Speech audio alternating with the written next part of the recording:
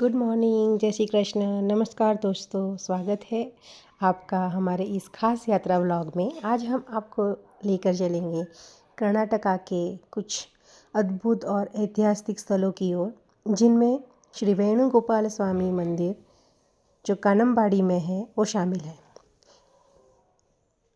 तो हम सुबह निकले हैं और यहाँ पे जाने के लिए आपको मैसूर रोड पकड़ना पड़ेगा, जो अभी नया नया ये जो हाईवे बना है वो लेना पड़ेगा। हम लोगों ने वो हाईवे ले लिया और निकल पड़े हमारी यात्रा पे। ये जो मैसूर हाईवे है वो टोल रोड है, तो आपको टोल देना पड़ेगा और फिर सफ़र करना पड़ेगा। तो हम लोगों ने टोल दे दिया और निकले थे हम सुबह 8:30-9 बजे। तो हम लोगों ने ब्रेकफास्ट भी नहीं किया था। तो रास्ते में ही मधुर स्टीफनी करके बहुत अच्छा रेस्टोरेंट आता है।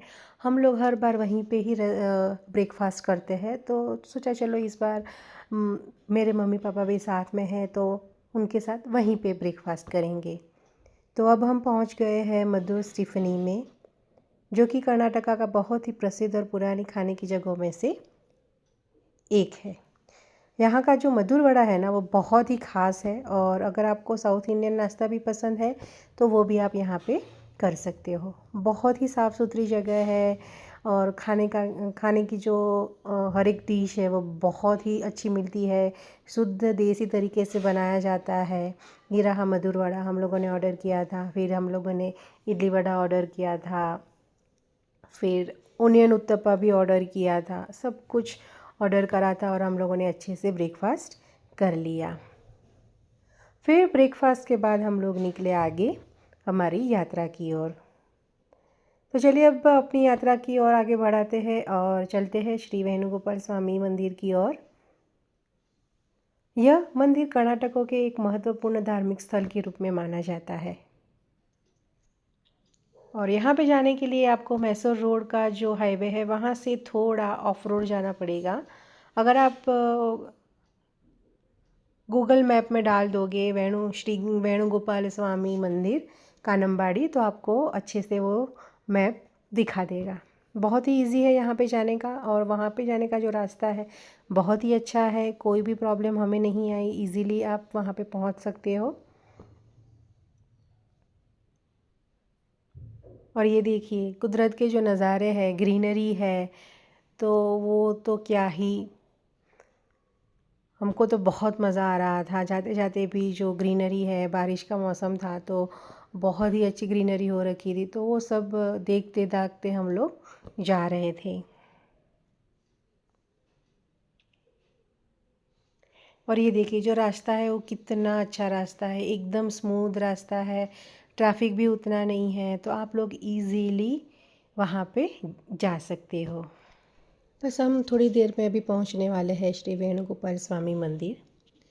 हम आपको बता दें कि ये जो श्री वेणुगोपाल स्वामी मंदिर है उसकी स्थापना लगभग 1200 साल पहले हुई थी।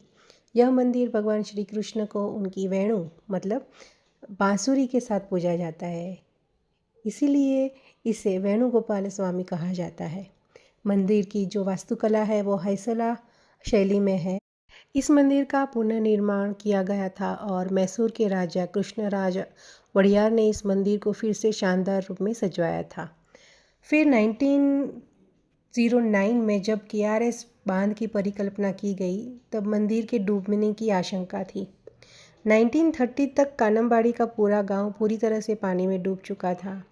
हालांकि जब भी जलाशय का स्तर गिरता था, आमतौर से सूखे के वर्षों में मंदिर फिर से उभर कर आता था। ये जब पता चला तब साल हो रखी थी 2000। 17 सालों से भी ज़्यादा तक मंदिर पानी में डूबा रहा। फिर मैसूर के एक समाज सेवी थे जो श्री हरि खोड़े, उन्होंने मार्गदर्शन दिया और खोड़े फाउंडेशन के अंतर्गत ये मंदिर की पुनः स्थापना हुई, और जो मूल स्थल से लगभग 1 किलोमीटर उत्तर में है। और ये जो नया पुनर्निर्माण हुआ है वो बहुत ही सुंदर किया गया है। जो ओरिजिनल कंस्ट्रक्शन है उसको ही ज़्यादातर बनाने की कोशिश की गई है। ये जो मंदिर है वो मैसूर का जो KRS डैम पड़ता है उससे बहुत ही नज़दीक में है। मतलब कहने का मतलब है कि जो डैम है उसके पीछे के भाग में ये पड़ता है, तो आपको पूरा जो नदी का पार्ट है, पूरी नदी कावेरी नदी भरी हुई आपको मिलेगा। और ये जो एरिया में बनाया है बहुत ही सुंदर बड़ा सा एरिया में बनाया है, तो आपको पानी की भी अनुभूति होती है और मंदिर की भी अनुभूति होती है। हमने यहाँ पे बहुत अच्छा सा टाइम स्पेंड किया। बहुत ही ठंडी हवा चल रही थी और एकदम शांत वातावरण था। और वहाँ पे जो बैठने के लिए ना चौराहा जैसे बनाया था, तो वहाँ पे आप लोग बैठ सकते हो और आराम कर सकते हो। तो हम लोग वहाँ पे बैठे, आराम किया, जो आसपास का वातावरण था उसका अनुभव किया हम लोगों ने। बहुत ही मज़ा आ रहा था हम लोगों को। अगर आप भी ऐसा एक शांति भरा एक दिन चाहते हैं जहाँ पे आपको आध्यात्म वातावरण भी मिल जाए और सुकून भी मिल जाए, तो आप यहाँ पे आ सकते हो। ये जो आपको दिखा ना चौराहा जैसा, छतरी जैसा, वहाँ पे हम लोगों ने वहाँ पे अच्छा सा टाइम स्पेंड किया। ये देखिए ऐसा वाला बहुत ही जगह जगह बनाया है, तो वहाँ पे हम लोगों ने टाइम स्पेंड किया। और वहाँ से निकलते ही पार्किंग से थोड़ा ही आगे आप जाओगे तो आप नीचे उतर के नदी में भी जा सकते हो और कावेरी नदी के पानी में डुबकियाँ भी लगा सकते हो और पाँव भी भिगो सकते हो। तो हम लोग थोड़ी देर के लिए वहाँ पे गए। देखिए आप पार्क भी कर सकते हो गाड़ी। और फिर वहाँ से हम लोग निकले वापस हमारे घर की ओर। हम लोगों ने अच्छा सा ब्रंच किया था, तो लंच तो हम लोगों ने स्किप कर दिया। किसी को भी भूख नहीं लगी थी और वहाँ पे अच्छे से आराम किया, तो सोचा कि चलो अभी रिटर्न में ही कुछ स्नैक्स करके फिर घर जाएंगे। तो वही बस सेम रास्ता, जो रास्ते से आए थे वही रास्ते पे अभी घर जाना है। तो निकल पड़े हैं घर की ओर और आपको दिखाते हैं कि हम लोग कहाँ नाश्ता करते हैं। पूरी दुनिया घूम लो आप, घूम फिर के तो आपको घर घर ही जाना है। हमारे गुजराती में कहावत है, भूतનું घर आंबली। भूत पूरी दुनिया घूम के आएगा पर आके तो इमली के झाड़ पे ही लटक जाएगा। वैसा हमारा भी है, पूरी दुनिया घूम के आओ बट शांति तो घर आके ही मिलती है। बट घूमना भी एक जीवन का पार्ट है, घूमते रहना चाहिए, नए नए एक्सपीरियंस लेना चाहिए, नई नई जगह देखनी चाहिए, नया नया खाना खाना चाहिए। तो बस वही हम लोग कर रहे हैं।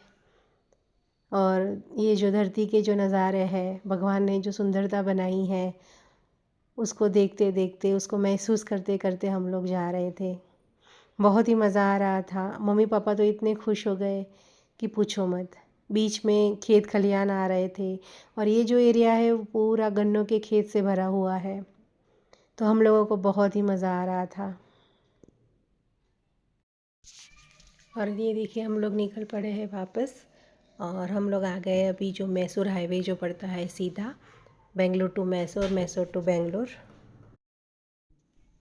और अभी बज रहे हैं 4 और सबको थोड़ी थोड़ी भूख लगी थी, तो पेट भर के तो खाना नहीं था, बस चाय का भी टाइम हो रखा था। तो ये रजतगिरी पैलेस करके एक रेस्टोरेंट है, वहाँ पे हम लोग गए। पहली बार गए हम लोग, जो मैसूर रोड के स्टार्टिंग में ही पड़ता है। अंदर जाके तो बहुत ही रॉयल फीलिंग आ रही थी। बहुत ही अच्छा रेस्टोरेंट था, सब खाना पीना भी अच्छा ही मिल रहा होगा। हम तो फर्स्ट टाइम गए थे तो सोचा कुछ हल्का फुल्का ही खाएंगे, चाय पियेंगे और फिर जाएंगे घर वापस। तो बहुत ही सोच समझ कर फिर सोचा कि चलो दही वड़ा मिल रहा था तो वो मंगाते हैं, पाव भाजी मंगाते हैं, हल्का फुल्का ही खाना था। तो वो सब खा पी के हम लोग निकले वापस घर की ओर। और तकरीबन 6 साढ़े 6 बजे डिनर के टाइम पे हम लोग पहुंच गए थे। मेरे वीडियो आपको अच्छे लग रहे हो तो लाइक कीजिए, सब्सक्राइब कीजिए।